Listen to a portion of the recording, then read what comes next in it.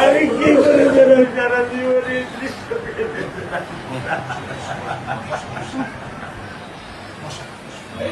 আমার এই দৃশ্য আমি কি দিয়ে পূরণ করবো? আমার মেয়ে শুক্রবার আমার সাথে মসজিদে নামাজ পড়ে, আমি নামাজ বাসায় পড়ি স্যার, কারণ ও আমার সাথে নামাজ পড়তে পছন্দ করে। সবচেয়ে আগে যেটা এই মুহূর্তে আমরা করতে চাই সেটা হচ্ছে যে এই অন্যায়ের সাথে যে জড়িত তার বিচার আমরা আগে করতে চাই। নামাজ আমি ওকে নিয়ে স্যার আমার বাসায় পড়ি স্যার। আল্লাহ আমি জানি না আল্লাহ তাআলা আমার কোন পরীক্ষা করেছে, এই দুঃখ এই কষ্ট মৃত্যু ছাড়া আমার আর কোনো শেষ নেই স্যার, আর কোনো শেষ নেই।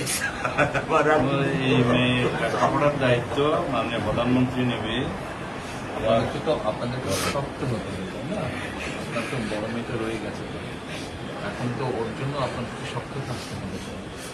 স্যার সত্য কথা, আমি যখন ওকে ভ্যানে পাঠাই আমি খুব বল পাই। আমি কালকেও বলে দিচ্ছি যে আমি আর ভ্যানে দিব না, তুমি প্রতিদিন ওকে রিস্কায় নিয়ে যাবো, রিস্কায় করে নিয়ে আসবো।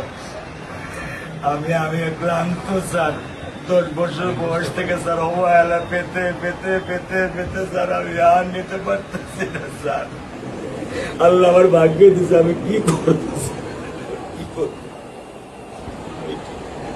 ঘরের ব্যবস্থা বলেছেন মেয়ে লেখাপড়া করে ধৈর্য ধরো, ইনশাল্লাহ বিচার হবে খুব সংক্ষিপ্ত সময়। কারণ এর থেকে বেশি বলতে পারবো না, কারণ আদালতের বিষয় তো। আমরা চার্জশিট দেবো ইনশাল্লাহ এই 24 ঘন্টার মধ্যে। আমি সত্য কথা বলি,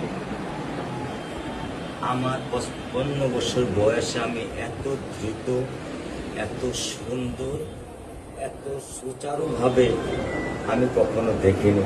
এটা আমি বুঝতে পারছি, এটা আমি বুঝতে পারছি স্যার। প্রধানমন্ত্রী চলে আসছেন, এটা আমার সৌভাগ্য। আমি সত্যিকার ভাবে স্যার আমি বলি, আমি এটা স্যার প্রত্যাশা করিনি যে আপনার মতো মানুষ আমার এই 10,000 টাকার একটা ফ্ল্যাটে স্যার আপনি পা রাখবেন। কিন্তু এই বিশ্বাস ছিল যে আপনি 8-10 জন না, যে মানুষ ট্রাফিক সিগন্যালে দাঁড়িয়ে থাকে, নিয়ম মেনে চলে, সে মানুষকে বুঝতে স্যার আমার এইটুকু বয়সে স্যার যথেষ্ট স্যার। স্যার আপনি কি ধৈর্য ধরবেন? আমি ওকে কোনো নিয়ন্ত্রণ করতে পারতেছি না। আপনার সন্তানের এই অবস্থার জন্য যে দায়ী তার বিচার ইনশাল্লাহ হবে, সেটা শীঘ্রই হবে। আর মালিক যে আল্লাহ তাআলা মালিক, ওনার কাছে সাহায্য চান, আল্লাহ রহম করলেন সব কিছু দিতে। মানুষ হিসাবে আমাদের যেটা করার আমরা স্যার মিরপুর 10 নম্বর আইডিয়াল স্কুলে ক্লাস 9-এ পড়েছে। ওগুলা নিয়ে চিন্তা করবেন না, ওগুলা ইনশাল্লাহ ব্যবস্থা। আপনি যখন যেহেতু বলেছেন, আপনি আপনার কষ্টের কথা বলেছেন, সেই ব্যাপারে আমরা যেটা আমাদের পক্ষে সম্ভব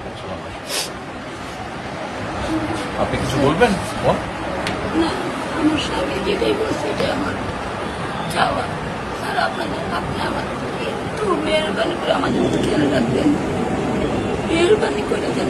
আমরা প্রথমে সবচেয়ে আগে যেটা এই মুহূর্তে আমরা করতে চাই সেটা হচ্ছে যে এই অন্যায়ের সাথে যে জড়িত তার বিচার আমরা আগে করতে চাই, তার বিচারের ব্যবস্থা আমরা আগে করতে চাই। এইটা আমরা আগে প্রথমে করতে চাই। আপনাদেরকে শক্ত থাকতে হবে, ধৈর্য ধরতে হবে, ওর দিকে তাকে শক্ত থাকতে হবে।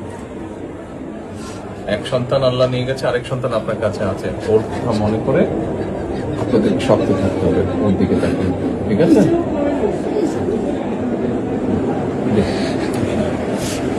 চলে আসবে, ভাই চলে আসবে।